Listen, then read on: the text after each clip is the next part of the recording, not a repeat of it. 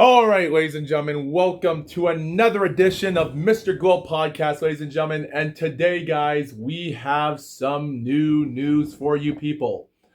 Now, guys, the PBA has already done their USBC finals, and to be honest, they're still in the middle of match number 3 with only a couple more frames left. And I'm not going to get into who might win because EJ Tackett is about to play in about a few minutes, so we'll get the updates about that some other time.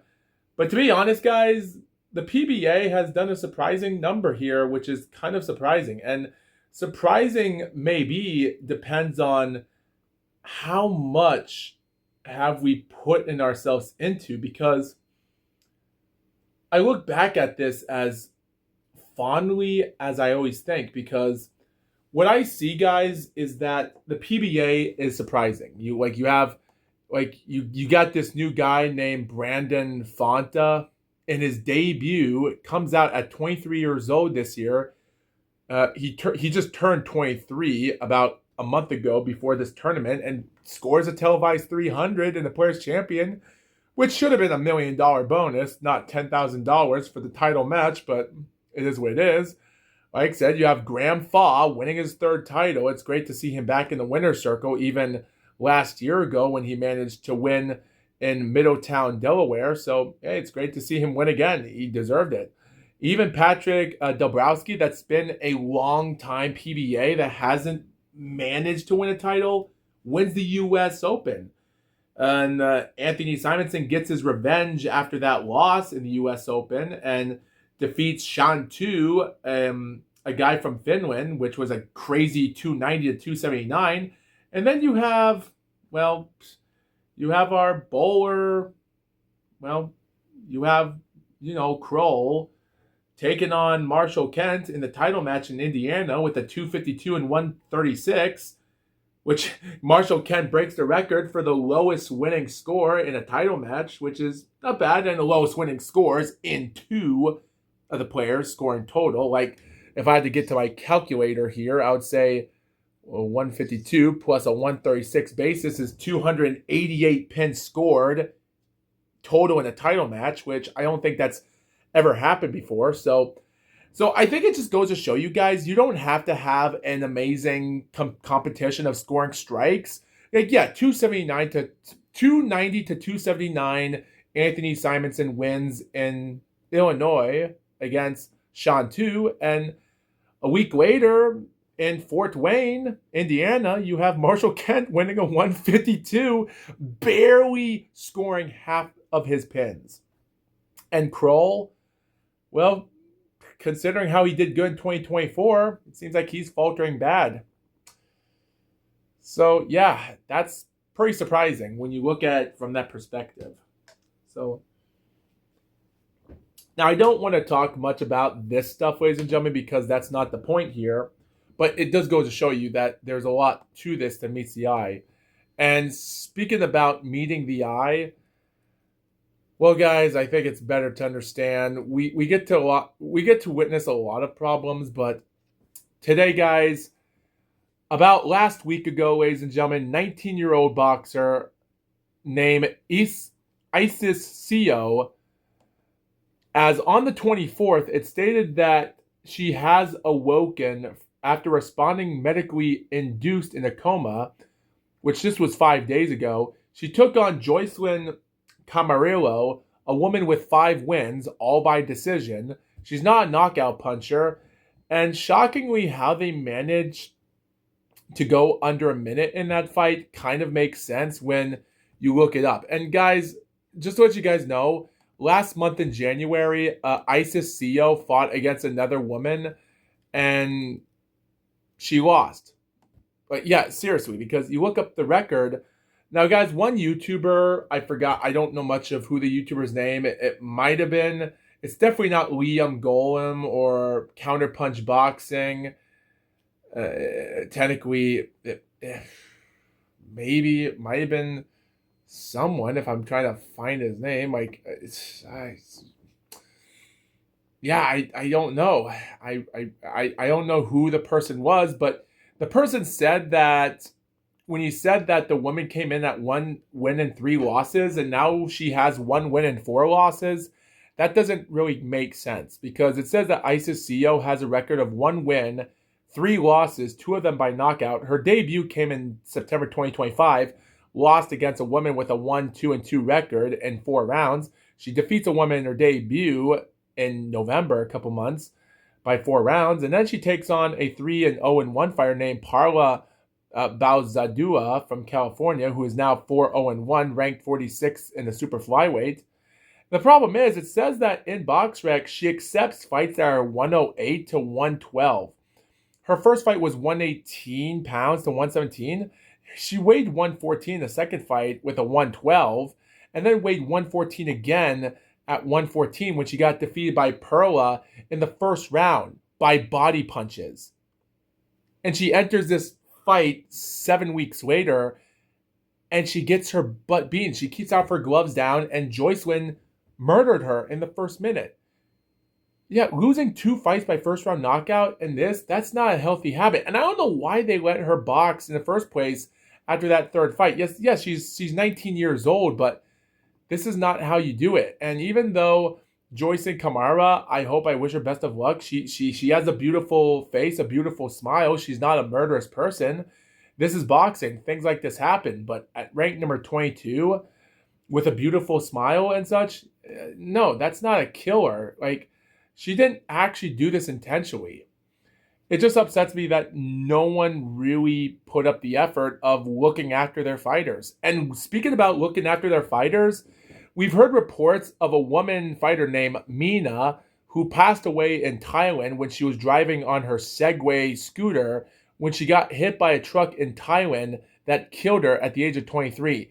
The information was published by foreign news reporter on thesun.com on March the 23rd, which is also around the time as Isis CO got injured. So when you look at a female that got killed as an MMA fighter, a great legend, and then you have Isis CO, yeah, this is dark for women's fighting. Like, people say that women don't deserve to be in boxing or combat sports. My suggestion is they don't deserve to fight men. Men should not deserve to be bisexual, gender, lesbianist, or even gender, homochrome, whatever the hell you like to talk about. That in reality, a woman is a guy and you deserve to put them in women's sports? No, that's like taking a gun to your face and blowing their head off because you're making the situation worse. That's just making it worse for females as well.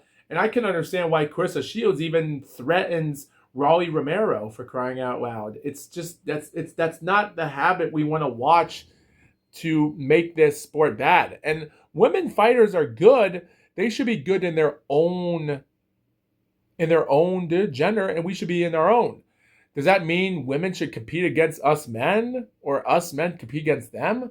Well, it's not like how the PBA had moments when women could play in the PBA, because in 2003, the PWBA died and it never came back until a decade later in the 2015 or so. And then they had women performing daily. And Kelly Kulick did show herself that they could prove to themselves they did. Liz Johnson did it once in a title match in the 2000s.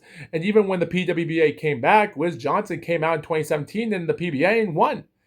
Don't get me wrong, Daniel McEwen won titles in 2016 and 2018 in the PBA, and they don't count it as titles because she was a handicap. She handicapped an 8-pin, whatever you call it, which made her not count the titles, which I would have counted them. So, yeah, at the end of the day, it depends on what type of sports you're playing. Yes, should they deserve to be in NASCAR or F1 or IndyCar? Well, Danica Patrick proved it. She became an IndyCar winner in 2008. So that was pretty interesting. Howie Deegan did prove themselves to take it serious in ARCA, and if Howie Deegan could do good in ARCA, maybe she should have stayed there for a while before even going to trucks, or even if they had the right teammate or crew or someone to be with her at the time. It just goes to show you might be good in one series, but you're not going to be good in another. Was Danica Patrick a bad driver? No, she wasn't. When she went to NASCAR, she became the first to get a top 5 finish in the Xfinity series, so that did prove some stuff, but when you get pushed into the big time too quickly, we get to see the truth of what your performance is. And that's the problem. And there's a lot of degenerates out there that like to. There's a lot, guys, a lot of fans that are fans of Howie Deegan are degenerates. Like, that's the truth. And that's the supporting problem here. Not support of them in the sport, because people just wanted them to ask them, hey, can you please suck my wiener? That's the internet for you there. So this is why Howie Deegan failed on. It just thinks that there's no such thing as another Sarah McMahon anymore, because Sarah McMahon became the first pioneer woman in NASCAR back in the inaugural season of 1949, when there were only 8 races scheduled, and a bunch of drivers ran 6 races out of 8, and some ran 5 or 4, because back then, not all drivers start their races full time. Not all of them go full time. Sometimes they just race half the races, or so back then was different. And Sarah McMahon proved it. She got 2 top 10 finishes, finishing 6th, and she's still the first ever female to get a top 5 finish, finishing 5th. She finished 13th place in the points. She never raced again until then. She raced one more time in 1950, and that was it. So theoretically, I'm not saying that women could be bad taking on men. Like, yes, us men have been around playing sports a long time, while back in the 1800s, during the end of the 19th century, women were just So, yeah, sometimes women can do the unthinkable, and it can make a great story moment. And maybe there would have been opportunities there. So I'm not saying they're a failure. It's just sometimes you're not going to be competitive all the time. But when it comes to combat sports or even teams like soccer, baseball, football, team sports, I don't prefer women versus men. I don't. It just gets the internet more hateful and just less interested in women's sports. And I don't preserve that to be the thing. It's just going to get more people in stupidity, and that's going to cause a factor. So I think that's the problem we have to be careful of. So when it comes to team sports, that depends. But is it okay for women to perform in bowling? Or even the PBA for that matter? Hey, if they want to, they might get double the money they have to pay to enter in the tournament, and they might not get a lot of money if how good their performance is. But still, if the player of the year of the PWBA wants to play on, hey, I would say do it. See what your performance is.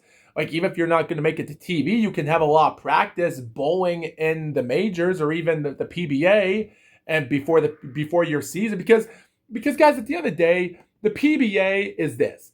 February the 16th was their pre-qualifying for the Players' Champion, and their last tournament is going to be on April the 31st in Storm Lucky Larsson's Master in Sweden. But of course, the month of May will be the end of their season, and after they come back a month later during the World Series, and then they do the PBA Champion in June, and then they'll do the Elite, the Norm Duke, which is also another term word for the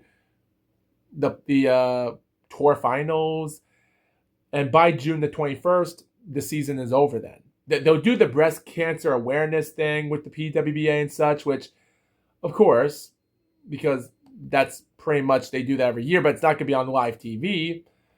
And again, guys, the PWBA, on the other hand, as I'm looking it up right now, as the 2026 season, again, they don't do a lot on national television, and it does stink. And it stinks that even our 2024 Player of the Year failed hardcore and didn't do that good, which is weird.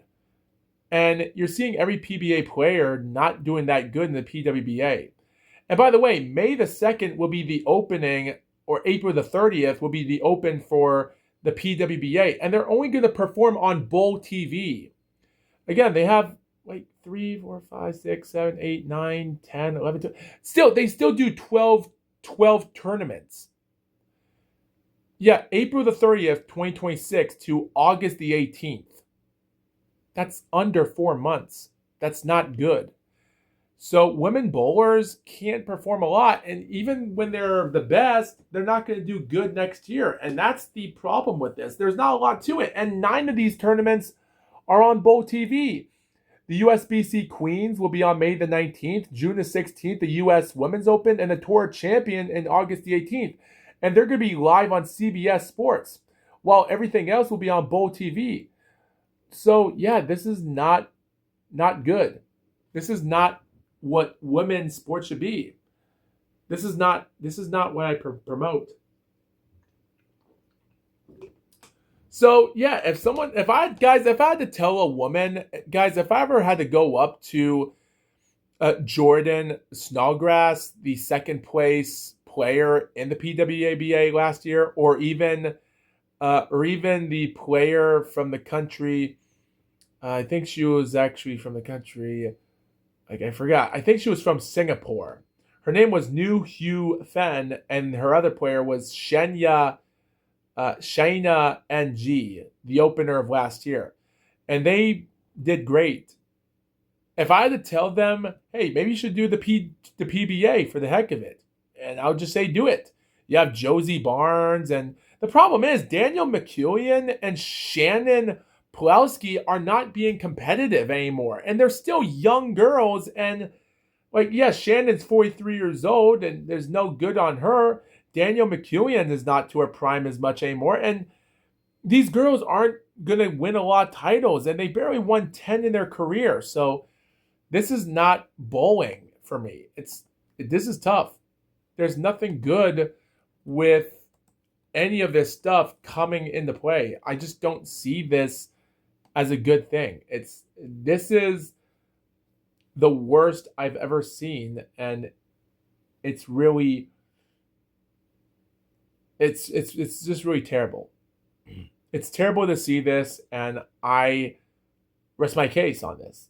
It's not that good. Not good.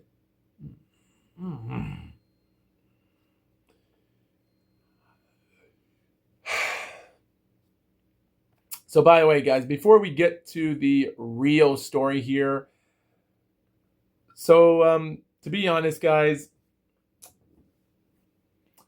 on April the 17th, 2026, the WWE Hall of Fame will be live in Dolby Live at the Park MGM in Paradise, Nevada, as with AJ Styles being inducted into the Hall of Fame. The Undertaker will also induct Stephanie McMahon into the Hall of Fame as individual. We'll have the demolition of Axe and Smash will be in the Hall of Fame as we speak. And with all that being said, I think they're a great tag team. Demolition are great tag team wrestlers, and even though they might not have been great back then, but again, one is 66 years old named Smash, and Axe is 78. They might have not been off their old prime, but still, the Team Demolition are just murderous guys. They've done a lot of great moments from men's of Smash. They were with members of Crush and Blast, and they did amazing stuff from 87 to 2017 and since then. And their accomplishments, from XWF type stuff to Legends of Wrestling, the Keystone of the Wrestling State Alliance, the Great Lakes Championship Wrestling. They are Pro Wrestling ranked number 59 out of 100 in 2003 of the greatest tag team wrestlers, which it is what it is. United States champion, Universal champ. And even though they're a 3-time champion in the tag team, and even though they joined the team midway through in their careers as champions, they even held on the record for the longest reigns as tag team champions back during WrestleMania 4 when they defeated Strikeforce and held it for 478 days, which is a record breaker then. That's amazing. And they held on to that record like it was a piece of cake. And of course, the belts would be deactivated in 2010 with a new version of champions, but still. And they even did it until the New Day broke their record about a couple of decades later. So that's pretty good for them. They deserve it. With Dennis Rodman, he has some great moments in the as a celebrity person in the WCW, so I can understand that. And Bad News Brown, like, even though Bad News passed away in 2007, but I can understand. But guys, there's actually one wrestler I did not expect to put in the Hall of Fame, because guys, we've had a lot of talk, and last year ago and even a couple years later, even back in Like when Sid Vicious passed away on August the 26th, 2024 at age 63, and it was like a few days after I got arrested by the police with other stuff happening in my life in my home. Um, Technically, I didn't know that Sid Vicious passed away then, and even I learned about this about a couple months later after that. And even though we've had talk last year ago, I have talked about how Sid Vicious should be in the Hall of Fame. And people believe that maybe he shouldn't because ever since Brian Zane ranked him as not being his favorite wrestler, and he did put Sid Vicious in the honorable mention for being the worst big man in wrestling. Just honorable mention, like he wasn't a horrible big man wrestler, but you can understand the pergnosity and his promo work. But again, he had some great moments of career life, and it's fun. So yeah, he might not have had much, and he had a short length career since 2001 after his leg injury, and he had to try to recover from that for a long time. And he went back in 2012 in WWE to get some stuff done then, and surprisingly, he retires in 2017 with a sort of a 30-year career, which might not have been good, but still the 1000th episode when he actually performed a wrestling match, which was good, but with his last two appearances. But again, I'm happy that Sid Vicious is in the Hall of Fame. I think it was a great moment, and I think it's actually pretty good. Like, even though since 1993, Andre the Giant was abducted into the Hall of Fame in the WWF Hall of Fame, and which is the only one that he ever been abducted in as a World Tag Team Champion, the Heavyweight Champion. And then you had those other guys like Bobo Brazil, Buddy Rogers, and even Freddie Blassie, Gorilla Monsoon being abducted in the Hall of Fame in 94. And then they had the original of the 1993-95 class of the Hall of Fame with Ernie Ladd, George the Animal Steel, Ivan Putski, the Fabulous Moolah, first female abducted, Pedro Morales is the Grand Wizard. Some great dudes, great champions, great legends. You just gotta give them credit, guys. It's just really fun. I just don't know what to say about this. I'm just happy that Sid Vicious is in the Hall of Fame, which people question. I think it was a 50% chance that people were really questioning about that. But now that it's happened, I think it's pretty good. Even though he couldn't live to see the day, but I think his legacy does move on differently than other people. Like, he might not have been a great big man in wrestling, but he's not terrible in that way.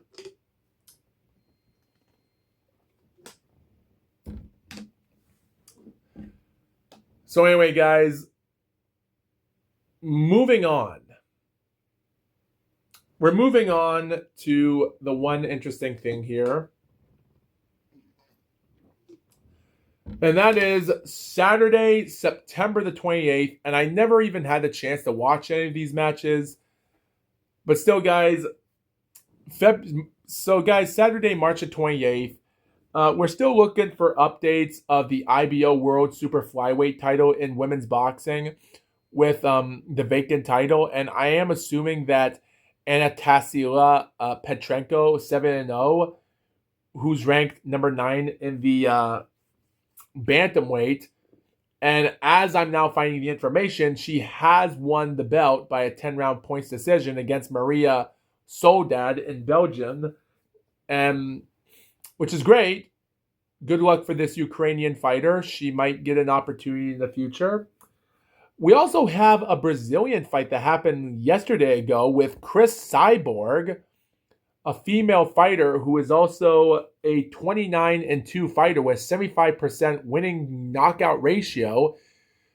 She has 0 boxing amateur skills, but she is an MMA fighter, 29-0, 18 out of 18-1 in MMA world title fights. 2-time PFL champion, 6-time Bellator champion, 3-time UFC champion, 4-time Invicta FC, and 3-time Strikeforce champion. She's ranked number 6 in the super welterweight. She's 40 years old. Her last fight happened last year in May, and a couple of her fights have been some legit prospects. Even though she debuted in 2022, she did come out in 2024 with another fight to score a first round knockout against a 2-0 fighter. Went to Colombia in March last year to win a couple knockout fights against some nobodies like 1-2 and 0-3. Her debut was 0-2 fighter.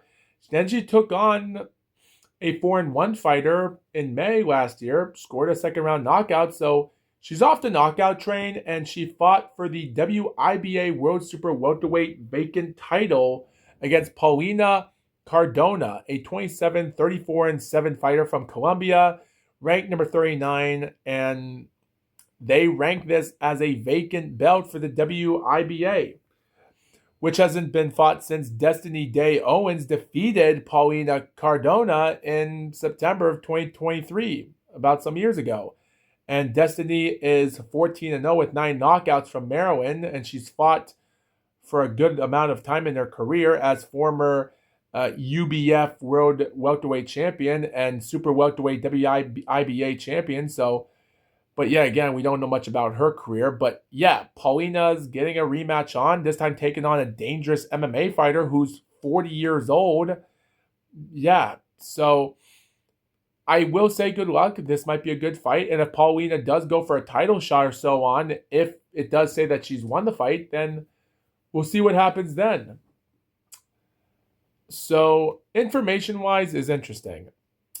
Now, guys, the reason I'm off to this video and recording, as there is some interesting information going on here, what we have to cover, and I am here to cover up each tournament and each division going on as we are here set up to take place. I think there's going to be a lot of interesting stuff here to talk about, and I think it's going to be interesting because with every single fight I'm seeing and looking up some interesting talent here, which I can't really, I wouldn't say bad, but yet again, good. That's up to question there. But I will say, though, there is some interesting talent going on here.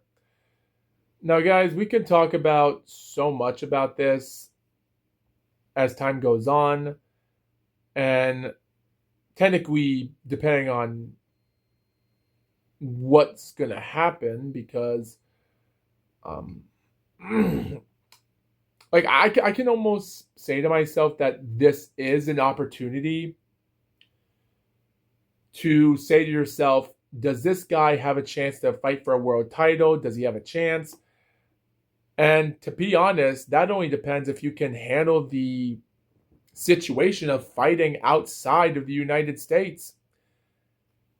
And when you talk about Jermaine Franklin, a man that lost twice in the UK against British fighters, he's built to fight against Moses Itauma in the UK for his third time.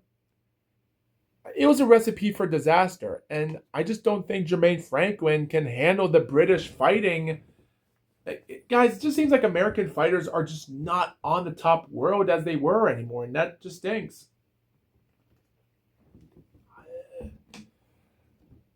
And nothing can be said less about that than anyone else would have told me because of it, but yet again, I wouldn't really say much about it, but we'll get to that sooner or later. Also, guys, the flyweight division, I have been looking up some South Korean boxing and other divisions out here, and even though I'm still trying to find out information of Asian boxers and who has a chance for the heavyweight division, and surprisingly, guys, I might as well spill this one out right now as we are talking about it. Guys, there's actually one local fighter out there ranked in the top 100 right now, and he is ranked number 98 in BoxRec. His name is Tinapat Kittipayak, and he is from Thailand. He boxed at the age of 16 years old in February of 2021, a young high school student. Actually, he was 15 in February, scored a second round TKO, scored a couple more second round knockouts against 5-1 fighter and an 0-5 fighter. One was in November and the other was in December. He was 16. He fought 3 more fights in March, April, and May, still at 16 years old, against an 0-1 fighter, first round, a debut fighter, fourth round, and a 4-2-1 fighter in the third round. And then he took a break. He came back in April the 24th, April 2025, at the age of 19, scored his first round knockout. And then in October, he fights for the WBF World Heavyweight Champion. Wins it by first round knockout against a 14-1 fighter. Yeah, so Tinapat, the first ever Eastern Asian fighter, is a World Heavyweight Champion in boxing. Now, the WBF belt, World Boxing Foundation, is not a major organization, but still a world champion. It does say world in it, so nevertheless, it was a world title fight.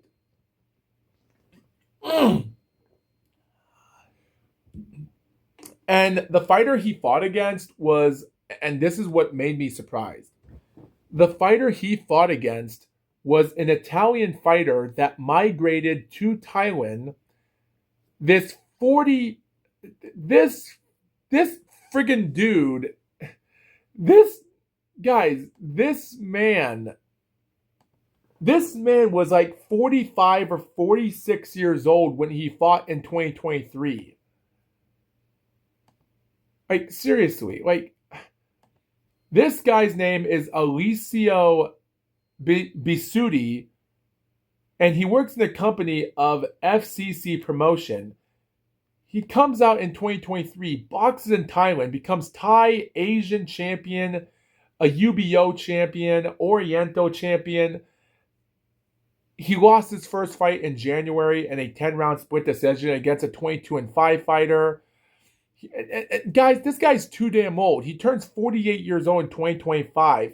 He's winning titles. He wins the UBO World Heavyweight Champion, for crying out loud, even 3 months after his rematch win in May against a fighter he lost against, won by TKO.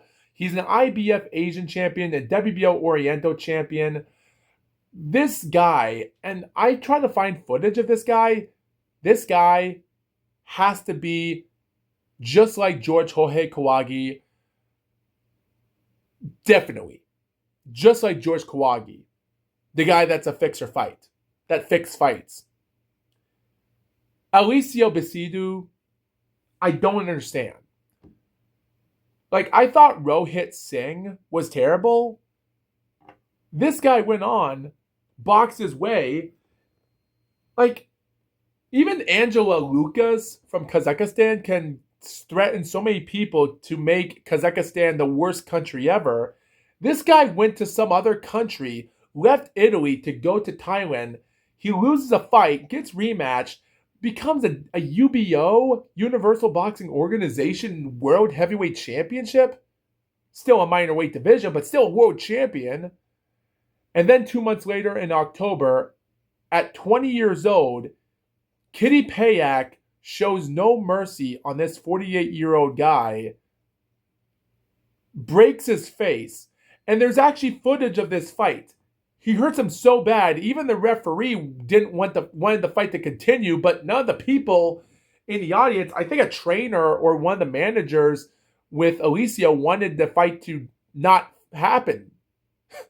The referee wanted to continue the fight, and they didn't. Alessio got beaten and broken down.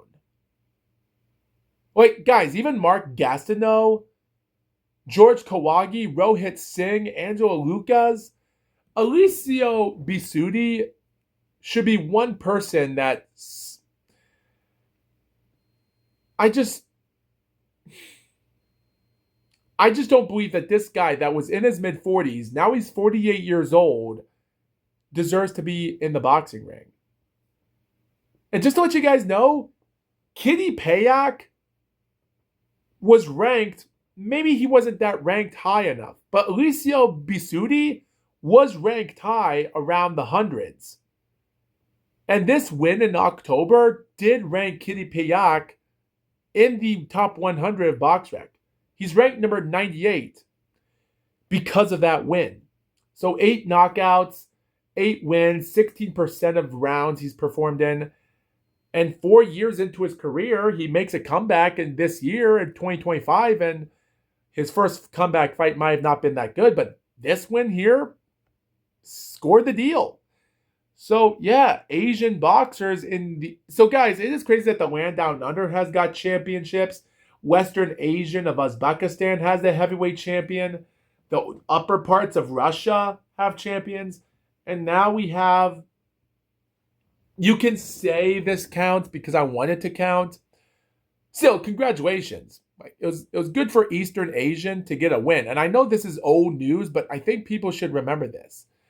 By the way, guys, Jung Hyun Kim, ranked number 77 in BoxRec, that hasn't fought since the month of April the 19th, 2025, against Tae Kwon Kim in the first round by knockout, retains the South Korean heavyweight championship, and he hasn't been seen since. And Tae Kwon Kim comes back, wins the title against a journeyman South Korean fighter in December to win the title. He retains it a couple days ago by 7-round TKO, even though he got knocked down in the third round, but recovered and won. Again, this guy, like Tae Kwon Kim, is in the cruiserweight, but he's a heavyweight champion. He's ranked number 94, but his loss against Jung Hyun Kim is crazy. Like, he's 31 years old, and I don't know.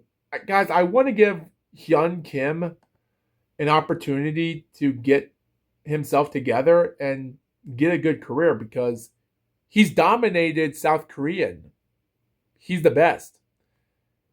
The problem is there's just no other fighters left out there to compete against. So I feel bad that Eastern Asia, the entire Oriental and Pacific, has a lot of weak competition, which kind of stinks because we should see more of it. But there's not a lot of big dudes out there in the heavyweight. So this does suffer as a result. But it is what it is. I can't argue about this, but again, it is what it is.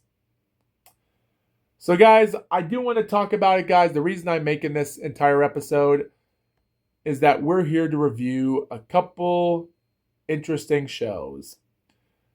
We will go to the Co-op Live Arena where we have an amazing show.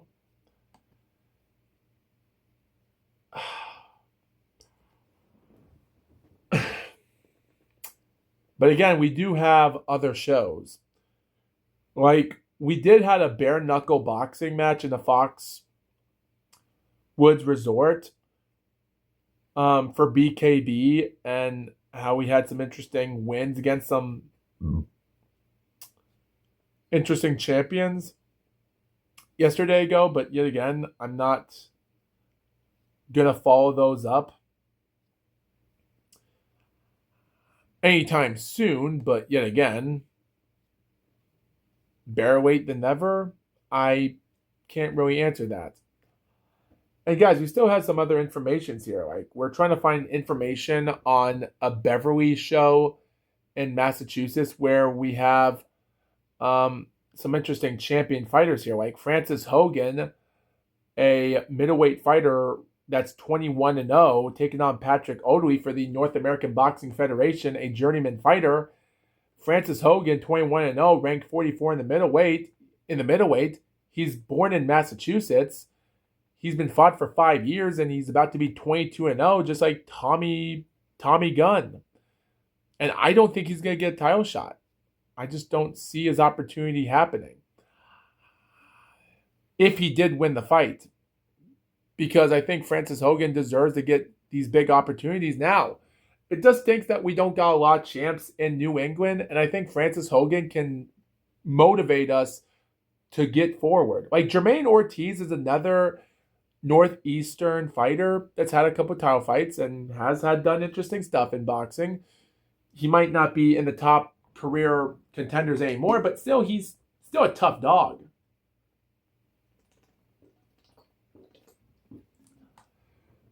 Now, forgive my impergnosity here, guys, and try to hold us off, but I think the MGM Grand show does say a lot to me, different than anything else. Live on Amazon Prime Video, it's an interesting start of competition to understand what we're looking forward to as time goes on. Now, with all this being said, here's the competition that I find interesting as we talk along. So the competition, ladies and gentlemen, in boxing sets out as a surprising update on the World Championship Boxing.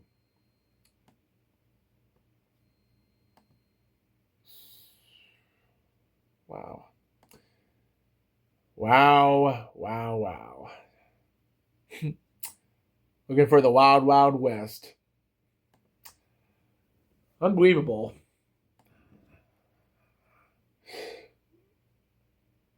I'm a little bit unbelievable about this, and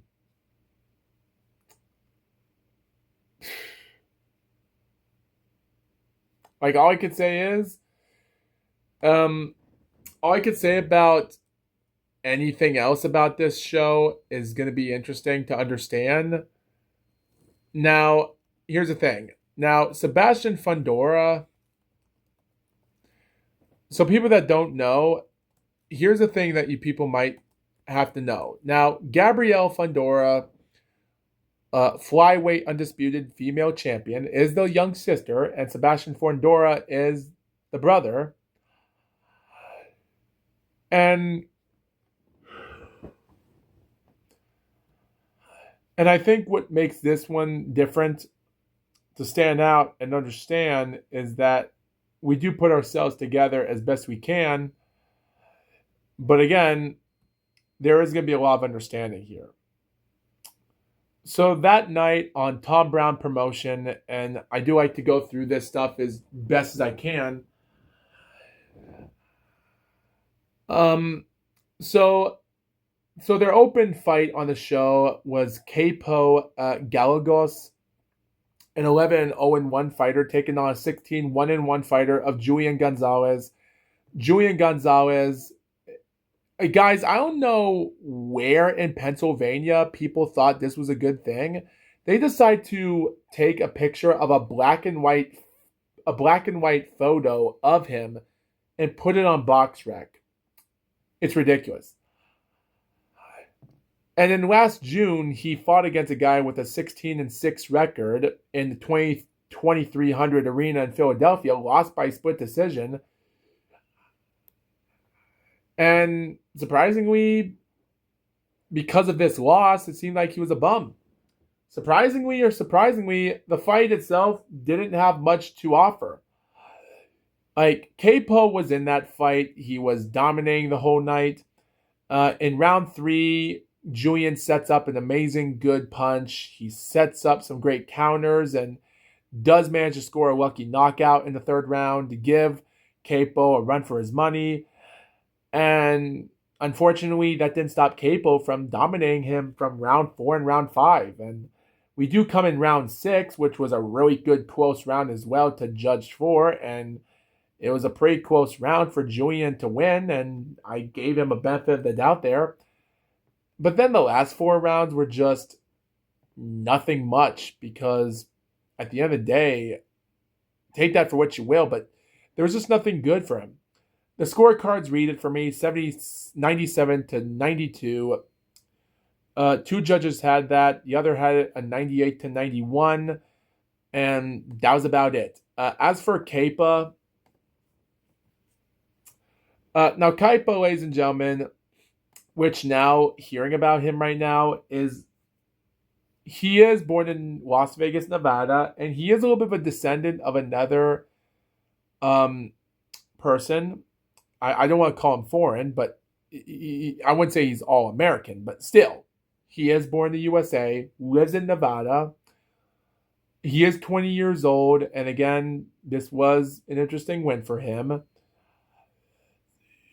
And I think this did wake him up a little bit to see what he can do. I wouldn't say it was good, but again, it wasn't terrible. He did set himself up as trying to fight back.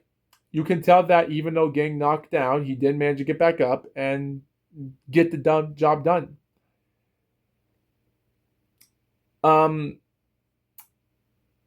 So Brayan Gonzalez versus Brandon Medina is nothing much of another fight. Now, guys, it says that on CBSSports.com during the Fundora versus Thurman fight card results, it says that this fight ended in a via TKO in round 4. But in BoxRec, it says that this fight ended in TKO in round 5. So the fight against Brayan, that he's a 4-0 fighter. Brandon was 7-4. And again, he's just one of those guys that's hard to beat him by knockout. Like, of course, Brendan did had a good start in his career in his first years, but by 2023, he loses his first fight against a 3-0 fighter, which was his first legit undefeated fighter. And Gary Hampton wasn't much of a good fighter after that, but still, even Brandon Mosquito in February of 2024, who's still undefeated in the featherweight at 13-0, has put on a good stuff against him, and he knocked down and defeated Brandon Medina in a 6-round fight. He fought him, and the referee in Mexico stopped the fight, waved it off, or stopped it in the last 7 seconds. It said the fight ended in round 6 of the final round at 2 minutes and 53 seconds. So that was a knockout win. So you can tell that Brandon was a hard person to win by knockout if you really wanted to fight a legit fighter. So he is a tough person. Give him that. He did lose 5 months later against some guy 8-0 that year, and he fought a 10-0 fighter named Kevin Ayala. And shockingly enough, 3 of the judges had it 77-75, all favored in 8 rounds for Brandon. So he's mostly a journeyman fighter at this moment. And that win against this dude, who was also cherry picking his opponents, because originally Kevin Ayala from featherweight in Texas was mostly cherry picking his opponents. He was a WBC Youth World Super Bantamweight champion in July of 2024, comes out, wins multiple fights against nobodies. So at this moment, he was just getting some easy fights and paydays, and he settled in a hard 8-round fight and lost. So, yeah, that was a bum fight. So, yeah, that was a failed cherry pick there. And it just goes to show you what cherry picking is. It doesn't have to be legit title fights. Cherry picking like this is the problem. So, technically, Brandon had put on a few interesting pounds in his career there. In 2025, even after that fight in March, he loses a 6-round fight against Satri Sam, and Satri Sam knocked him down in round 1 and 3, dominated the fight. Well, guess what? Brayan Gonzalez didn't want the fight to end by knocking someone down a couple times and win by 6-round decision like last December. So he went in there and did it like no tomorrow. Like, I will say, though, it was a pretty interesting fight. Brayan did prove himself as a legit fighting prospect, and depending on who you ask, it wasn't like anyone would have thought that this was going to be a legit fight. But again, he did win on there. He proved himself. He proved himself to have a good show. He went on, and he just did amazing stuff. Like, there's nothing to say about this fight other than he just went on like never before. He went on just studying on jabs against him in a 6-round contest, and he was just landing great jabs. Like, Gonzalez looked like a bumblebee because he was wearing black trunks and yellow stripes with yellow gloves, which is kind of funny. which I don't think it seemed out of place with a dark ring canvas. But again, that's questioning myself there. But again, he was doing a good job while Medina was throwing wild punches, giving him a hard time, and Gonzalez did try to recover. Again, there were some few crazy punches there. And even some rounds that Brayon did miss a punch. He did miss out one punch before, and a replay showed that he did connect the right punch in the equilibrium on Medina, similar to we're going to talk about in the UK. And again, the fight had it. Like the first couple rounds were just legit dangerous punches. So Brayon did prove himself.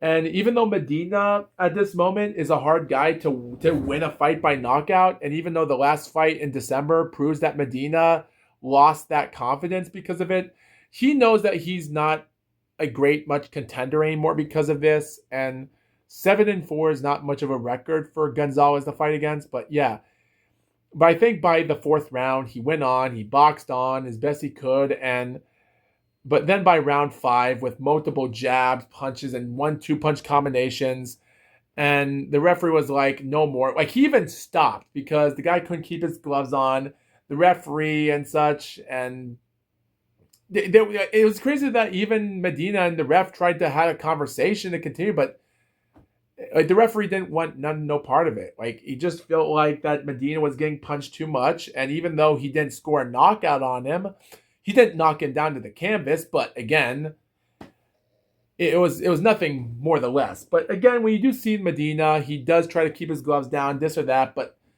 again, he was just getting some punch jabs, hard punches in, and understanding the referee there, it is upsetting. Like, he wasn't satisfied with the stoppage. But again, with a record of 7-4, I can't say much about that because it was a good win for Gonzalez nonetheless. But again, there was nothing much there for him. And guys, while getting on the surface of competition here, Kevin Newman II, an 18-3-1 fighter from Las Vegas, Nevada, born in California, went on to take on Elijah Garcia, who is now a bummed fighter in Arizona. His loss against Kyron Davies by split decision a couple years ago was bad. Fought one fighter against some nobody dude. He got knocked down in that fight as well, but did survive the 10-round fight by split decision. So this fight was just nothing much important. It was a 10-round fight that had some provabilities here. But again, I can't really put myself here because I was putting myself in a conundrum in this fight because, again, the first couple rounds in that fight were tough enough for Kevin Newman to just easily squeak out winning rounds, like in the 10-round fight.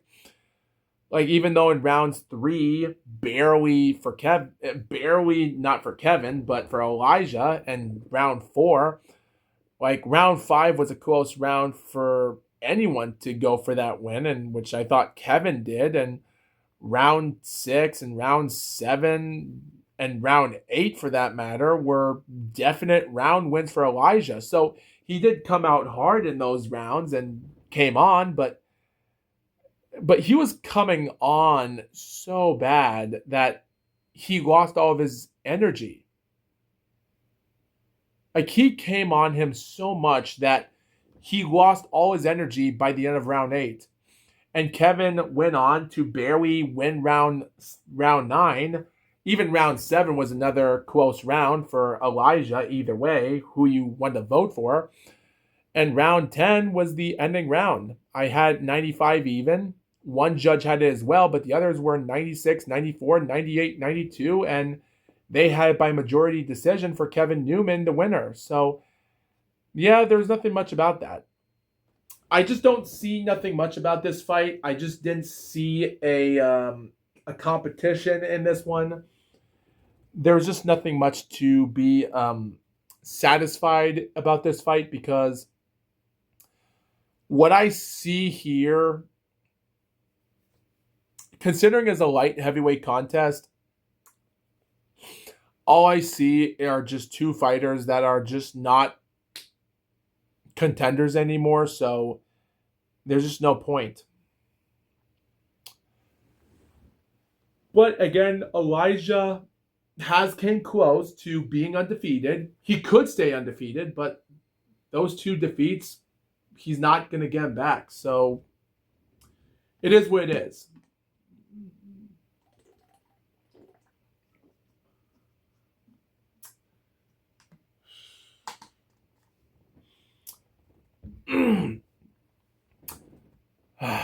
Oh yeah. Gergen Hovhannisyan, an Armenian fighter that's an overweight dude. And all I see here, so guys, Gergen or Gurgen, like this, guys, here's the thing about Gurgen. I'm not saying he could be as a terrible fighter for any means necessary. Again, a 10-round fight contest, an 8-0 fighter. He's now ranked number 37 in the world because of this fight. I wouldn't say there was nothing bad about this. I want to put some... Guys, I don't want to review every fight on this show as much just to whiz them by like I'm doing right now. But this fight I do find interesting. The fight starts out different with Gurgen in white trunks and a little bit black and white for Navarro. Navarro is this guy with a 15-3 record, boxing from the country of Mexico, but living in the USA as a citizen. And I will say, though, with most of the competition, Gurgen has put himself in a little bit of a line here because even EV Boxing has already put him off a contender by being an easy guy to lose by knockout. And I can see that Gurgen might not be much of a top contender, but he's getting ranked up higher than he is. So any cherry-picked fighter can easily beat him if they can be smart. Again, Gurgen could do something interesting. He could help out and put himself in a situation and get a lucky payday and probably victory himself up in the heavyweight. He has been ranked by WBA before, so he could get something here. The first round, Gurgen manages to get jabs thrown. He was giving Navarro a hard time in the first round. Like, Navarro barely threw like 10 or 15 punches, and probably a few punches landed in that round, while Gurgen was throwing 50 punches in that first round, and probably 10 of them were landed, I guess. So it was an easy first round, if that makes any sense. So technically, with that being said, Gurgen was giving off a good high end. There was a moment during the, 1 minute and 20 seconds of the second round where Navarro did got a wild punch thrown and did connect on to Gurgen and such, and he was trying to push him into the corner, and then Gurgen just shoved him away because he didn't want no part of being trapped in the corner. So good for Gurgen. At least he's been keeping himself that high, but Gurgen with a fat body might not be that competitive and skill-wise, but he could be almost like a Brandon Tajima type person, which is an easy thing for some fighters. Again, there were moments during the end of that second round where Navarro did manage to get some interesting wild moments, but not getting any punches landed barely, and Gurgen again had another round 2 in. By the way, after 4 rounds, one judge had 38-38, and the other 2 had all rounds scored for Gurgen, so take that for what you will. Even in the third round, Gurgen did have moments of just trying to throw some punches here and there. It doesn't matter what punches. It was a head, body punch. He can do it. Like, Gurgen is a tall dude, but he still tries to go for body punches, even not for head. So he does try his best to get stuff done in each of the round. And that says for round 4 because he started trapping his opponent to the corner and then pushes him to the ring. And they start going clockwise the whole time. And then we go to round 5 where they study each other again. And it seemed like it was an entertaining fight until he started throwing a left, started throwing a right. He throws a left like this, jab like that, punch. Like, he was just putting so much effort to each round, and he was throwing so many punches. Like, guys, Navarro might have been landing punches out of his percentage of the punches he was throwing, but guys, even during around the round 5, Gergen threw to over a multitude of punches that he was being more of the aggressor for in that fight. So we come into that level of competition here. Like, we think that we're about to come to the end of round 5 where this was going to be an easy dominant win here for a 10-round fight is what we thought. And again, Gergen is just being aggressive. He's just not stopped throwing punches. He throws punches. And again, he is a big dude, so it depends on how tired he is, but he just keeps throwing punches. Is his defense good? Maybe Moses Itauma can find that because he's not a fast puncher, but when he does land those punches, he is dangerous. He just starts throwing multitude of punches at him so much. And come 30 seconds left in the 5th round, he just keeps throwing multitude of right jabs and then goes for body punches, uppercuts. It doesn't matter what he throws. Gergen is throwing everything in the toilet. And the referee is telling Navarro to continue on, make a fight out of this. And Navarro can't even understand what Gergen is throwing at him. He's hurting the crap out of this guy. And Robert Doyle, the referee, Robert Doyle is not doing nothing. He's not stepping in, doing nothing. It's just so ridiculous of what he's doing. He finally stops the fight with only seconds left of the fight. Yeah, come in. Yeah, come in. Oh my gosh, so crazy. Oh, thank you. It's fresh. It's fresh. Well, that's good. Thank you very much. Yeah, fresh ice cream. Yeah, no problem. Yeah, they open, so. Yeah. I actually saw that. Yeah, they did open a couple of days ago. Oh, yes, man. Enjoying it. Yeah, no problem. Yeah, I hope.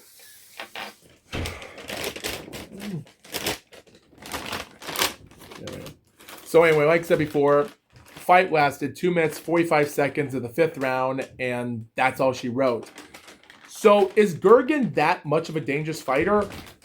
I will say, though, he could easily get beaten. He couldn't. But again, there is one thing, though. Like, you guys got to be honest here. At least Gergen has some style of fighting, which I do find that to be pretty good. So even though I do rate this fight as 4 stars, because I give this fight 4 stars out of 5. This was one of my favorite fights on the show, and take that for what you will. I enjoyed it. It's a show and a fight of experience that no one can ever see. It's a good performance for the Big Gug or Big Jug, G-U-G, that's his alias. But there's a lot of great punch selections here. But again, is he good for heavyweight title contenders? Well, there is one guy in the comments of the highlight video stated that he would love to see the Big Gug or Jug versus Martin Bakali. And I'm like, well, yeah, that would be a good fight to see how Gergen can do. That would be good on paper. On paper, I find that to be an interesting fight to see if he can handle it. And if he can't, depending on how close he almost lost his first fight in an 8-round fight about some years ago. So I think Gergen has finally found some level of confidence here. But again, we'll just have to wait and see. Interesting. Oh, that's good. I want to go back to this ice cream place. Great milkshake, but I'm not going to tell you where it is. I'm not going to tell what the name is, neither. I'm about Adrian. Yo, Adrian! And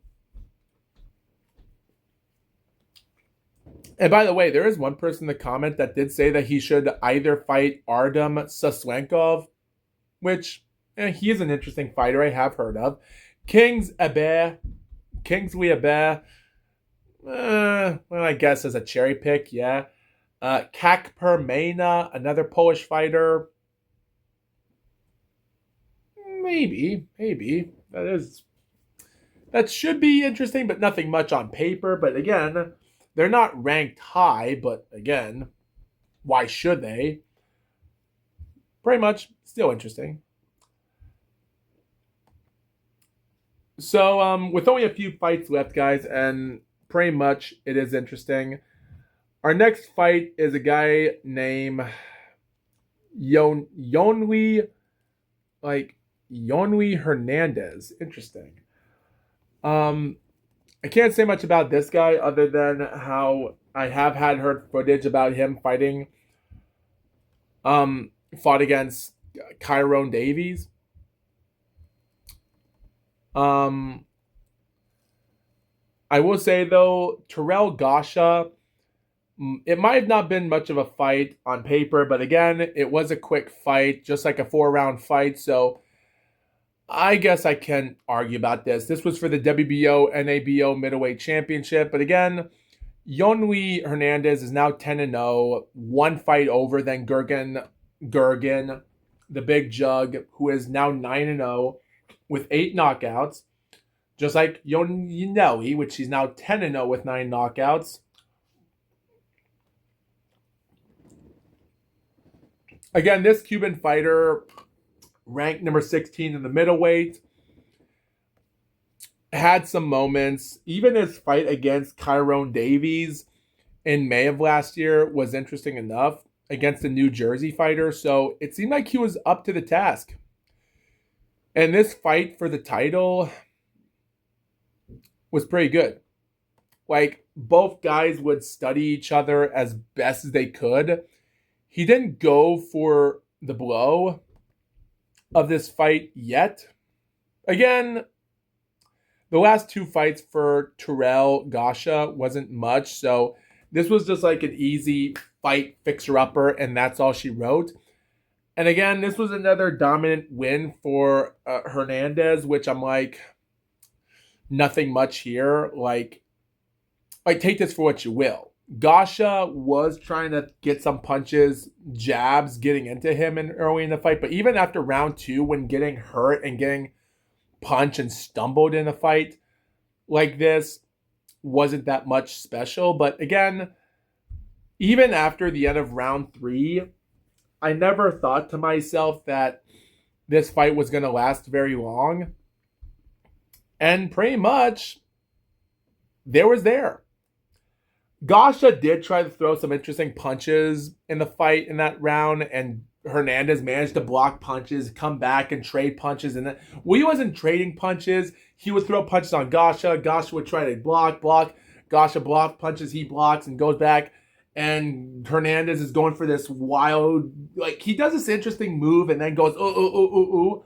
Because every time he almost gets jabbed on or something or getting attacked, he does this sometimes. And he's wearing these green gloves like he's a green goblin type or the leopard con gloves or something. But the fight lasted 1 minute, 17 seconds of the 4th round. The referee says, that's it. We had enough.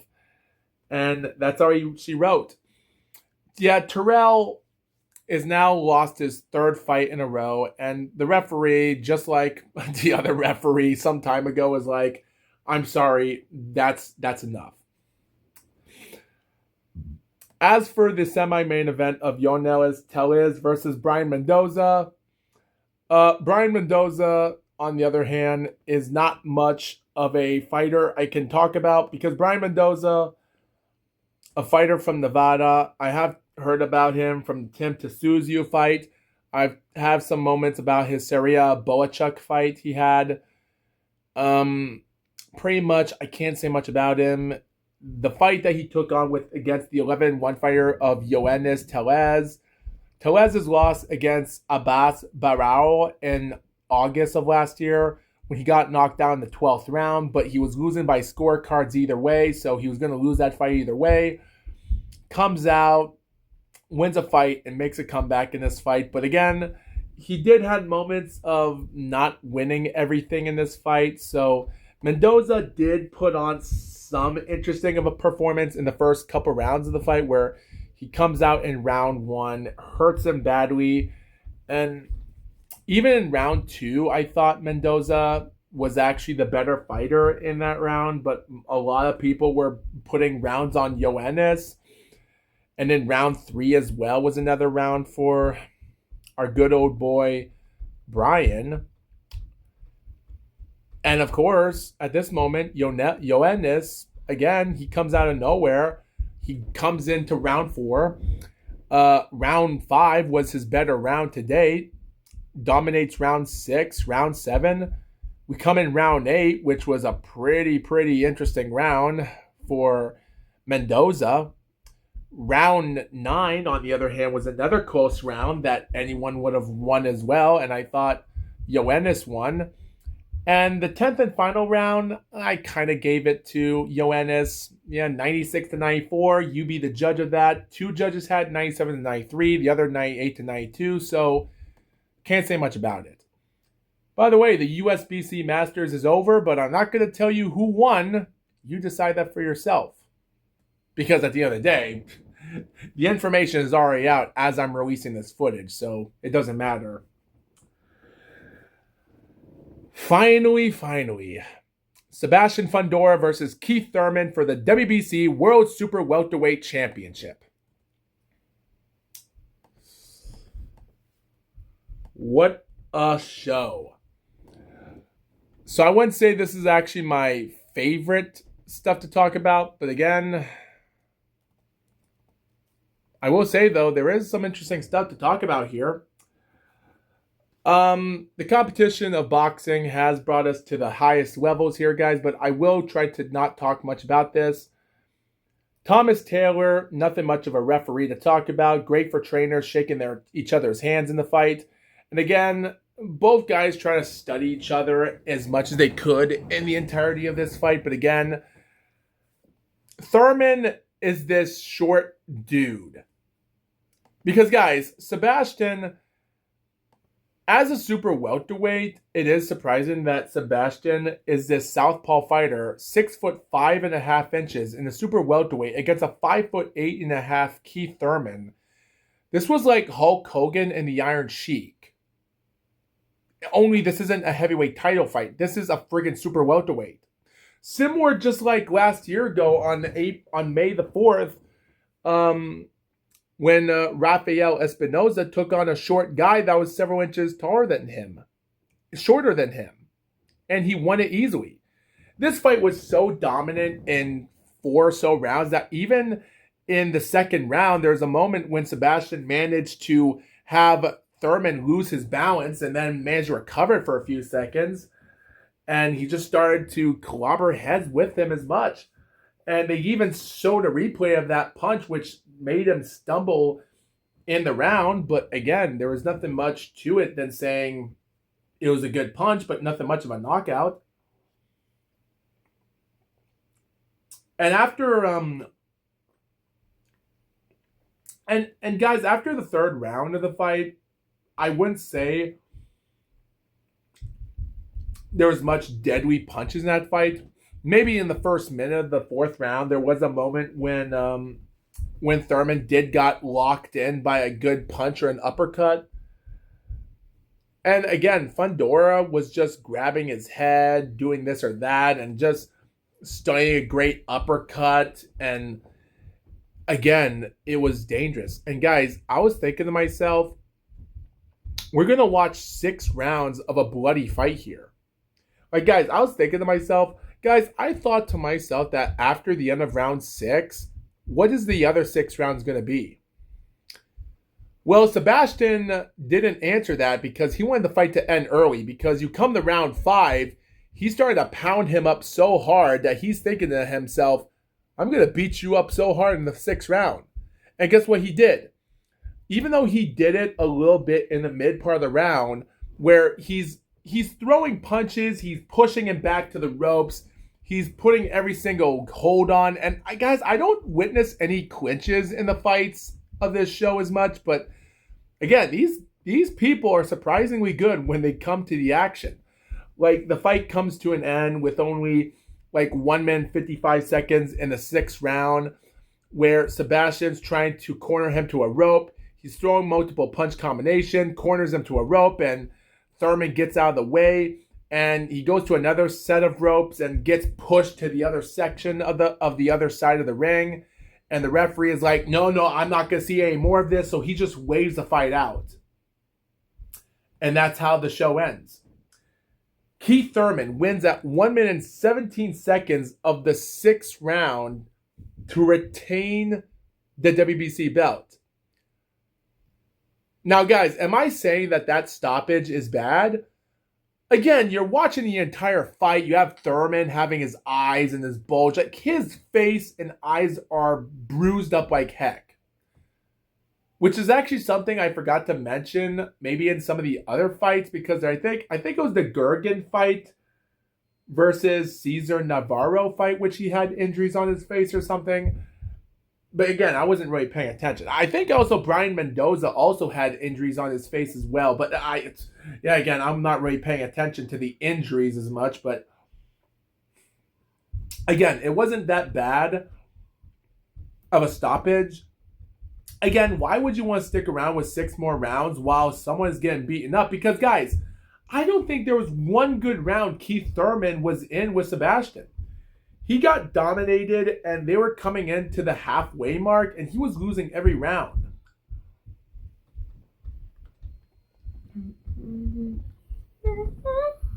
So at the end of the day, guys, I wouldn't really say it was much of a horrible call by the referee. But again, at the end of the day, I'm not going to say to myself that it was a deserving call, because at the end of the day, there's going to be other people that are going to question that call stoppage. Which will be the same thing as for the UK show. And speaking about the UK show, I think it's probably best to get to that right now. Because we are here live on the Zone. We have the Moses Itauma and Jermaine Franklin. Oh boy, love it. Unbelievable here. So in all hindsight, guys, March the 28th is turning into a wild snooze fest of excitement. And I think this is surprising here, guys, because I am seeing a lot of information here. And maybe I should have shaved my face because I can't stop itching my nose for some hilarious reason.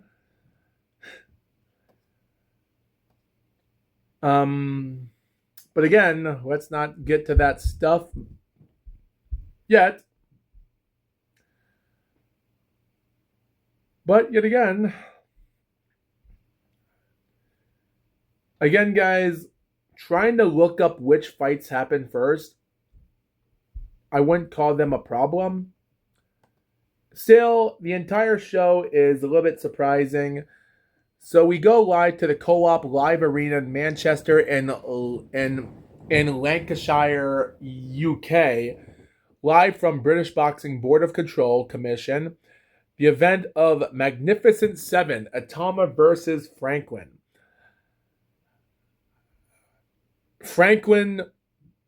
Warren promotion with Lee Eaton as matchmaker, Ashley Martin as the inspector, the timekeeper Phil Morris, and Chris O'Connor. And guys, I'm thinking to myself, I would rather want to watch the Jake Paul fight cards, because guys, Jake Paul is already doing 2 promotional fights in April, and I'm more interested in reviewing them than this. Again, that's questionable. So in all hindsight, guys, the first fight on the show couldn't be much say, as Adam Hamed, a guy that was born in the United Kingdom but living in the United Arab Emirates. He's ranked number 462 right now, and he gets an interesting 4-round points decision win against a guy with 10 wins, 3 draws, and a record of 123 losses. So with Steve Gray, or mostly Steve Gray, the referee, judging the fight, gets all 4 rounds scored for him easily. a good payday for him. And Steve Gray, well, guess what Steve Gray does after reffing that fight? He does nothing else for the entirety of the show except judging fights. Or does he? Because, guys, we do question ourselves. Is Steve Gray better than a referee or better than a judge? You guys decide that. Because I think we have a lot of information to talk about our good old buddy Steve Gray. He might be a good referee or a bad judge, bad judge or good referee. At the end of the day, we're human beings. We're not going to be all that good. Just like Joe Cortez, you'll have good nights and you'll have bad nights. It is what it is. Period.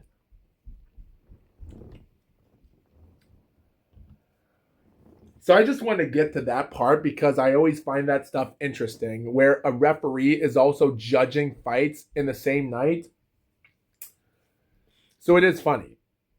1-0 fighter John Joe Kerrigan. I try to understand this guy and his understanding as his career. He takes on Danny Costella, wins by a round 3 TKO to score his second win. His first one was back in October last year against a 2-3 fighter. First round knockout, gets a round 3 knockout. Good win for super welterweight. Good luck. He might not get there much, but again, you might get lucky. You can't judge the book by looking at the cover. Like, that's the good thing about the Fabulous Thunderbirds there. Like, you can't question that stuff yet. 14-0 fighter Billy Dennis. Again, a 19-0 fighter of Grant Dennis as well. Well, not Dennis. They're both not related. Billy Dennis's last name is Deniz, as Deniz. And Grant Dennis is spelled Dennis, which I find funny. John Lethem, the referee in the second fight with John Joe Kerrigan fight, also refs this fight. And he scores them all 50-63. The sixth round and the final round, Billy did score a knockout, but didn't get the job done. But still, interesting enough. The next fight on the show would also be with Alex Murphy, as Alex Murphy comes out in a 14-2 record with referee Howard Foster as the referee. Steve Gray and John Lethem decide to take coffee breaks and go out to judge the fight. But again, they don't have to do nothing. They just get to sit back and relax. And after reffing the first fights on the show, and they go down, sit down, Bob Williams, a judge who is not a referee. Let me look that up. If Bob Williams, the judge on the show, is a referee. Is he a referee? Well, he somewhat. Oh, wow. He refs a lot of fights. Man, that's a lot. But he is new at judging because he's only done it 16 years. But 22 years? I wonder if he's ever reffed any interesting fights. Well, he has reffed one fight that day, which would be Nathan Hine versus Jerome Warburton, which we'll also try to not talk about that fight. Nothing interesting. Wow, interesting.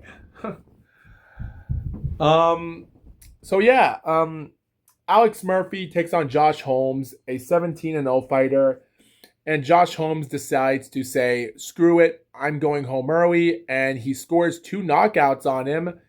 And it also states here, guys, on BoxRec that the fight ended at 3 minutes and 9 seconds in the first round. And Alex Murphy suffers another loss in his career, and he's already suffered a couple losses against some sort of interesting fighters in his career, against guys like Khalid Majid, Aqib Fiaz, if you want to know who those guys are. He lost both of them last year ago, so again, this was just another easy payday. But those fights lasted by decision in 10 rounds. This one lasted 1 round, so it was a good win for Josh. Josh came in there, and he comes out, sets up a huge punch, lost the guy's balance, and he punches him so much that the referee thought this fights were going to last a lot longer, and no one thought that any fight was going to last as much as they could. And then out of nowhere, he goes out of nowhere, takes a huge baseball swing to the left, and down goes Alex. And it was so crazy. And the referee decides to count, does decide to get back up, and they continue on. They punch each other on, and it looked like the round was going to come to an end. He hits him again, goes to another corner, and down goes Alex again, and he sits his butt to a corner where the referee stops the fight, and that's it.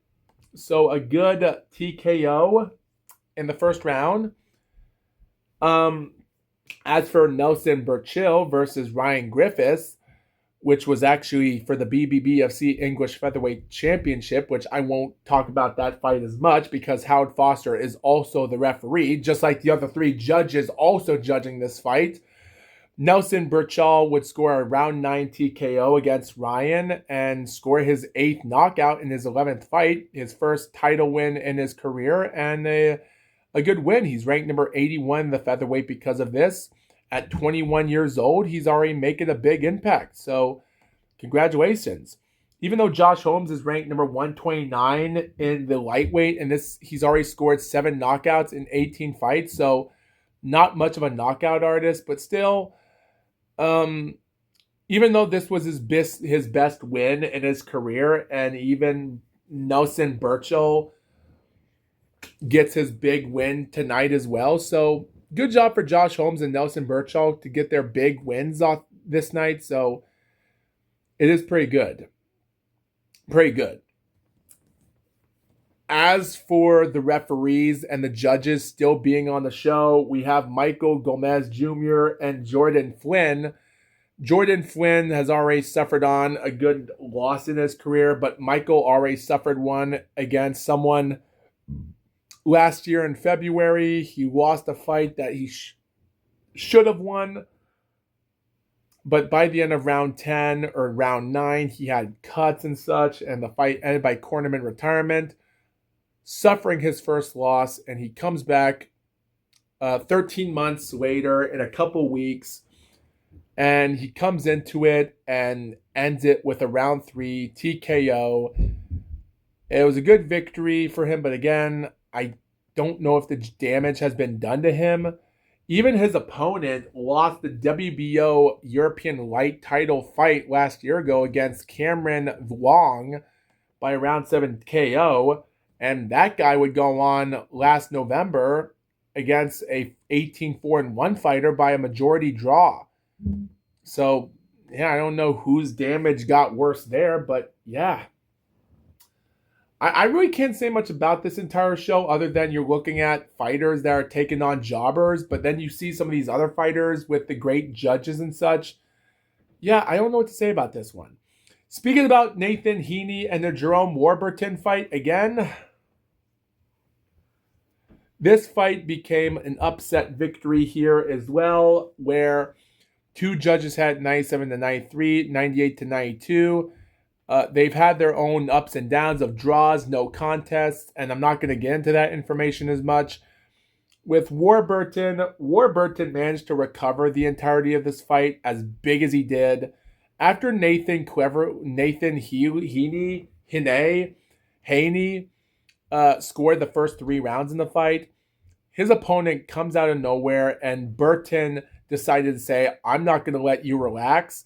He just comes in round 4, round 5, dominates round 10, round 6 as well, and round 7, gets round 8, and round 9 I thought was a confusion round, but I really didn't concentrate on round 9 as much, so I gave it to Nathan. But when seeing that moment come, I thought to myself, oh, something's going to happen here.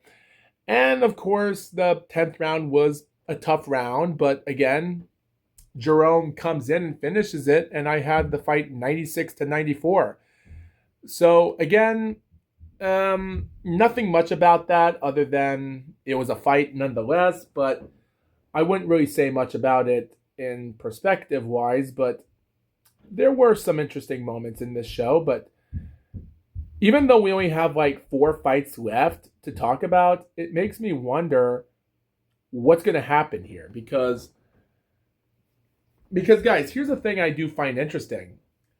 Something can happen when time goes on. And I think when opportunities like this come and go, I wouldn't say there's much to it.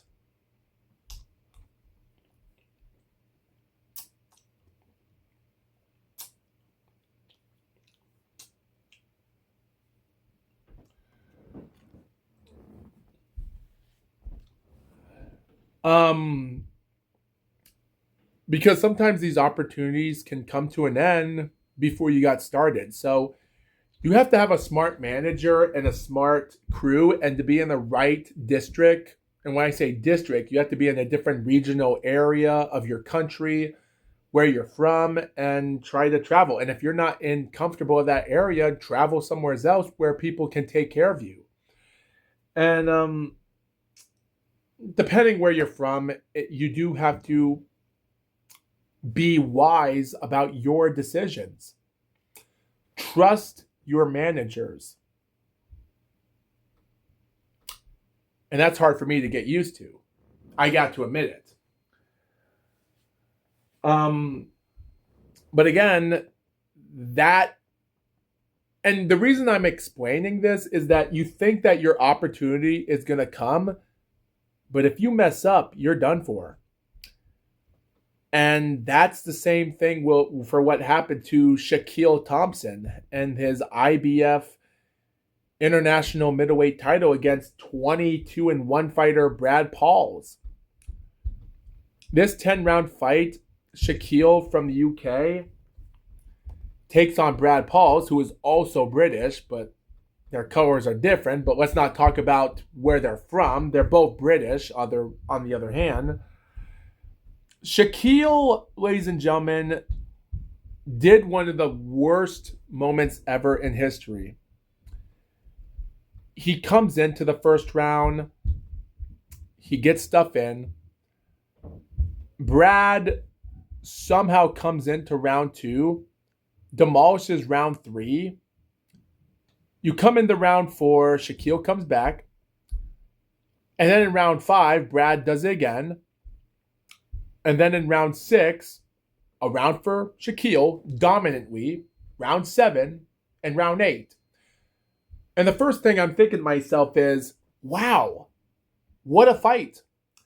Now, Brad Pauls, ladies and gentlemen, his 2 losses in his career might not be much to talk about, even in his career when he started back in 2015. So he's fought for over 10 years. And even though his loss against a guy named Tyler Denny, a fighter that's known for his loss last week ago against George Goddard, which I've also heard of before, that also defeated another fighter that fought against a top contender, and also realized that he also took on another fighter named Reese Cartwright in 2018, who I found out, I was thinking that was going to be a promising champion. But again, I was wrong. So technically, I wouldn't really say much about his run there. And even Brad Paul also lost against a guy named Denzel Bentley.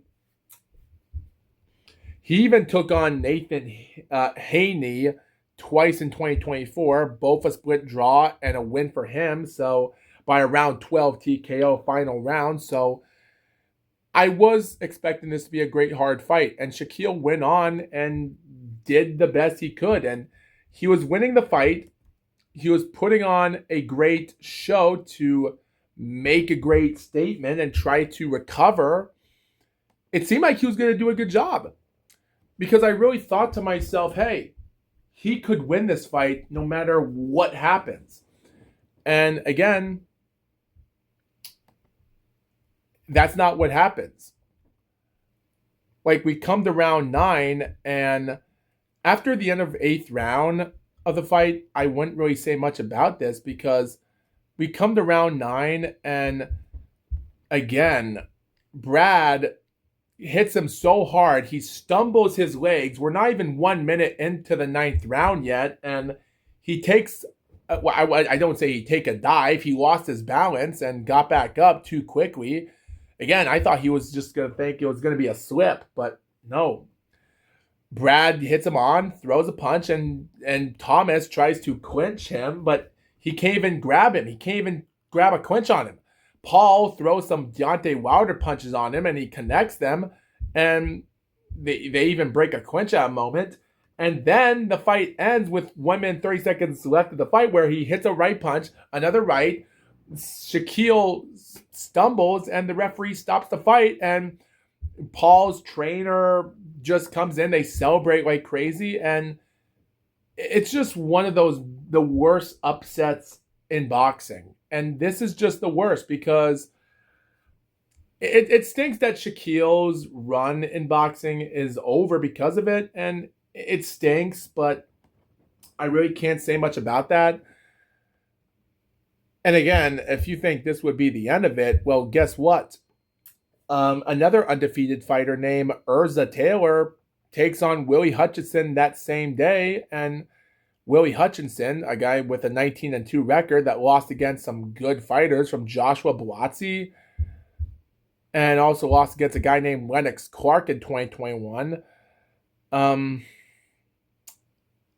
He comes out of nowhere and dominates Urza Taylor and his undefeated record down the toilet. He goes in a 10-round fight, and the judges had 99-91, 2 for 98-92. I had 99-91 because round 2, and well, round 4 as well was another close round, but round 2 had to be the only round one for Urza. So that right there, which was also for the WBO Global Light Heavyweight Championship, was also dead enough there. So technically, I can't say much about all these fights because we'll be here all day. But again, tough enough.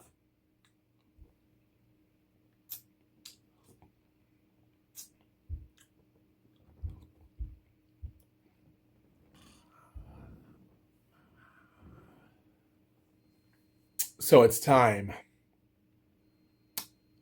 Liam Davies versus Francisco Grandelli for the WBO Intercontinental and EBU European Featherweight Vacant Championship. Francisco Grandelli comes off, and again, Davies trying to recover his first pro loss against Shabazz Massoud in November of 2024 as he lost his IBO World Super Bantamweight Championship in a 12-round split decision loss. And he comes on by the rules of this match, and he just steps in like never before. And again, this fight was an easy, dominant round. Liam did had some moments in the fight. There was a good moment in round 4 for Liam scoring a knockdown in the fight, which wasn't as bad as I would say otherwise. But again, I wouldn't say it was a well-deserving victory. But again, he was a dominant fight. Liam trying to recover because of this. And again, with two tough guys coming at each other and throwing lead like never before. It was an interesting fight for the start, but again, after round 6 was over and he ends it with an amazing win, like even though Liam's loss in his upset might have been the end of his career, but no, it was okay. But even though people did say that he might force a late stoppage, but considering it lasted by the end of round 6, they didn't think he could continue. The fighters and the shows. And by the way, they had a new referee and a few new judges I haven't heard of before, which is funny. And speaking about, they even had to switch new referees and judges in the show. Even though Steve Gray and John Latham would still be on the show until the final show. But they were never involved in this match with Liam Davies and Francisco Grandelli. Keep that in mind. But they would come back in the main event, which we'll talk about in just a few seconds. But again, Liam Davies' win here. Yes, he's back. He's ranked number 18. He's a fighter that's suffered 4 losses in his career, his 5th loss. He suffered his 4th loss in his pro career in his debuts. Suffered out a first-round knockout for an EBU featherweight champion. So again, the damage was done here. And Liam Davies, I don't know, I think he can never survive again in boxing, and it might never happen again. And for the real, we'll just go back and forth for time and space again. Moses Itauma versus Jermaine Franklin for the WBO Intercontinental Heavyweight Championship of the world.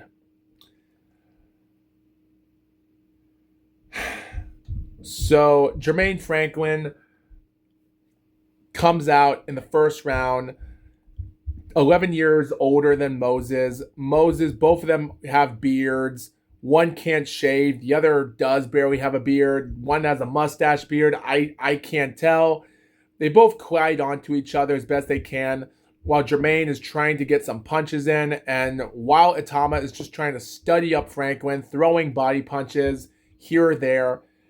That's the whole thing about the first round. Like, they were just trying to study each other. And I'm sure they told Moses, hey, look, I think it's better to just give a 1-round basis just to study the fighter on. We don't want you to go in there quickly because we don't know how good he is. But if he does make a mistake, go for it. And guess what? We're 30 seconds into the fight. Franklin charges straight after him, and then it looked like Itauma might have landed the right punch because Franklin lost his balance, but he managed to recover. So he manages to give a little bit of a hard time for Itauma, or Franklin mostly. But again, so there were moments that Franklin was going for the kill in that first round, as it was.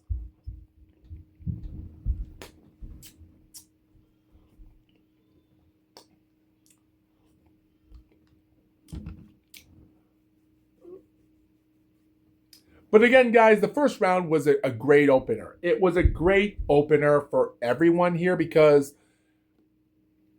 guys, the first round was just so devastating. Like, with 30 seconds left of the round, Itauma cornering off Franklin to the rope. And again, people just thought maybe give him a few rounds and then see where you can go. And if you can finish him off, do it. Like, Franklin did actually got him to the ropes at one point, and Franklin grabs him by getting his arms cut to his arm for a clinch so the referee can come in and break it in. And by the way, Steve Gray is the referee. Keep that in mind. The first round comes to an end with Itauma attacking him and having Franklin sit on the second bottom rope because there's 4 ropes in the ring. So keep that in mind. Again, it was a good opener for round number 1. Don't get me wrong. But again, even the second round was surprising enough. Oh, by the way, guys, I forgot to mention, by the way, the second round, nothing much happened other than Itauma was just studying out Franklin, and I think Franklin was studying him as well. So nothing bad happened in the second round, maybe the last minute, but it was a good round for Itauma. Did I forgot to mention that there was also the WBA International belt? Because after the fight ended, Moses Itauma was also not just the WBO Intercontinental, but also the WBA International Champion. On BoxRec, they still have gotten rid of that WBA system where they got rid of it a couple years ago. I'm really upset why they got rid of the belt. Like, I understand there's a new online link site online that's also doing boxing records, so it upsets me that that's a bummer. Again, it is upsetting. It is upsetting to see that because I don't want to see it go like that. So it does upset me. But again, and by the way, guys, on boxing-schedule.com, it also shows the Moses Itauma and Jermaine Franklin fight card. And it shows their division. And it does say, note, the WBO Intercontinental title. No WBA International belt. So they don't even have that linked on their site for the fight card or fight results as well. But still, they should. It is upsetting that the WBA is just not getting much of their regional titles up as much, and it's hard to find them. So that stinks. So we go into round 3, and Jermaine tries to block off a couple right jabs for Itauma, and Itauma is just on fire for his jabs. And he gets him caught into the blue corner, and Itauma fakes up a left. He goes off a right high jab, tricks him. He goes for a right, blocks. Jermaine blocks, but exposes his left equilibrium. He exposes his head where his equilibrium is, where Moses Itauma loves to expose their fighters. Moses Itauma is so obsessed with punching people in the equilibrium. He goes off to a left punch so Jermaine can block it, exposes it, and connects the punch. Down goes Franklin with 30 seconds left. And Franklin even goes diving into the ropes as he lost his balance because of it. Now, Franklin isn't feeling the pain of that punch on the head. But again, yes, it was round here, but still, when you get hit in the equilibrium, it's not that good. And with only 15 seconds left of the third round, Itauma didn't want to go in badly, but he still land punches. But Franklin would survive the round. But again, he didn't get hurt much of the punch. He just lost his balance, but the punch did connect perfectly. Definitely a punch. I got this moment. We're about 10 rounds in this 10-round fight. So I'm thinking, well, maybe he will settle it in round 7. We go to round 4, and Itauma again. I don't know. Guys, this is almost like watching a fight where a guy is trying to get stuff done, but he can't get it done no matter what. And guys, round 4 was another devastating round for Itauma, even though there's a moment where I think Jermaine did land a good punch and Itauma smiled from getting punched and accepted it. But guys, here's the problem I don't like about Jermaine Franklin. Jermaine Franklin's entire boxing career is so bad with his 24 wins and 2 losses. All of his wins are in America. Every time he goes to the UK, he loses. November the 26th, 2022, he's in the UK in Wembley Arena. He goes in, he loses by a close majority decision against Dillian White. Good fight. April the 1st, 2023, in the O2 Arena in Greenwich. Comes out. Remember, Wembley and then Greenwich in 2023. Joshua dominates him, only have judges scoring him 3 rounds in some, and that's it. Nothing done. He takes on a Mexican fighter, 17-0, gets the job done that year in July, comes up against guys like Devin Vargas in 2024, and then comes back a full year later, takes on Ivan Daisko, the last undefeated fighter in the podium of the 2016 Olympic Games, super heavyweight in the medalist, gets the job done there. And the problem is, those fights were in America. So now he's going to the 3rd state of the UK in his career. He lost in Wembley, he lost in Greenwich, now he's going to the Co-op Live Arena in Manchester to lose again to another British fighter. So bad. And Itauma showed no mercy. That's what gets me every time watching that. So eventually, halfway, coming out with 1 minute left of the fight, Itauma tries to punch him by cornering him from each corner clockwise. And at the end of the day, Itauma is just flicking out jabs. It doesn't matter. He flicks everywhere from body punch to head. He's doing everything right. And Franklin is trying to get some jabs thrown in, but he can't get nothing done. And the fight comes to an end where out of nowhere, so the fight ends with Itauma throwing a couple jabs, gets pushed, and then the fight comes in. Itauma takes a couple feet back. He backs a couple feet, and Franklin sees it. The fight comes out here. Itauma throws a couple jabs. He throws on another punch to the left. It seems like he's going for a body punch, so Franklin is pushing him. It looks like he's trying to protect his body. He exposes his head. Itauma backs a couple feet on and goes for this wild left uppercut. And Franklin loses his balance and And as he's about to fall down, Itauma throws another perfect right punch in the middle of it, like a video game character in a video game of boxing, and Franklin goes down, and and of course Steve Gray sees him going down from here to his body, head over with. And of course, the person outside of the ring goes 1, 2, 3, but the referee, he doesn't want to see it. And even though Jermaine Franklin did try to get back up, but nothing can be said, and that's the end of the fight. What a pro. What a pro Moses Itauma is. And of course, they show footage of outside of the arena where Fabio Wardley congratulates Moses Itauma.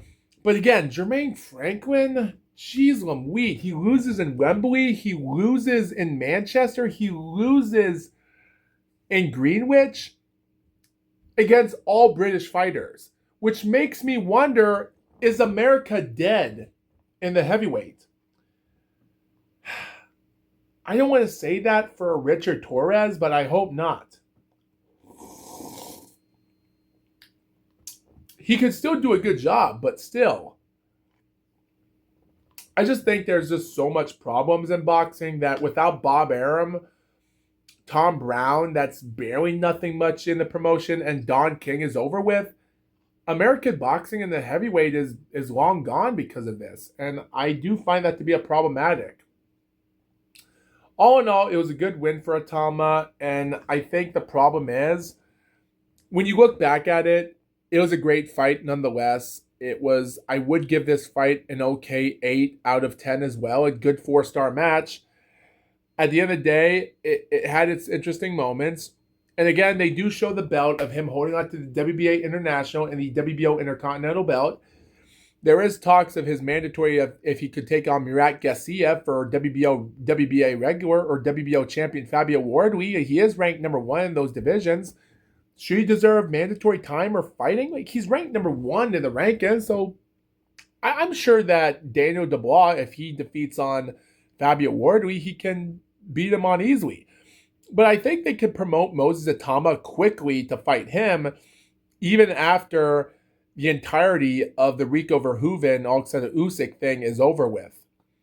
So I don't think there's going to be anything to means necessary that Fabio Wardley is going to take on Alexander Usyk. Or neither Daniel Dubois. Like, if Daniel Dubois wins, they might just promote him with Moses Itauma. And that I'll be fine with. And that could be interesting enough. Either way.